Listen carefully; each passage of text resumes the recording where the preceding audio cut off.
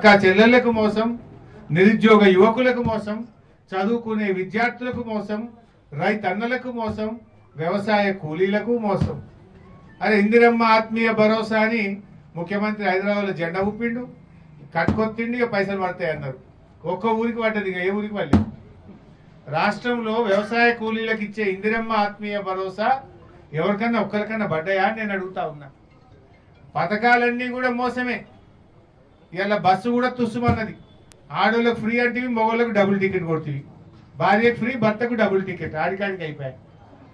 నువ్వు ఇచ్చింది ఏమున్నది? నువ్వు ఇచ్చిన పథకం ఏమున్నది? కేసీఆర్ గారు ఇచ్చిన గొర్రె పిల్లలు బంద్ అయిపోయినాయి, చేప పిల్లల పథకం బంద్ అయిపోయింది, దళిత బంధు బంద్ అయిపోయింది, కేసీఆర్ కిట్ బంద్ అయిపోయింది, బతుకమ్మ చీరలు బంద్ పెట్టినావు.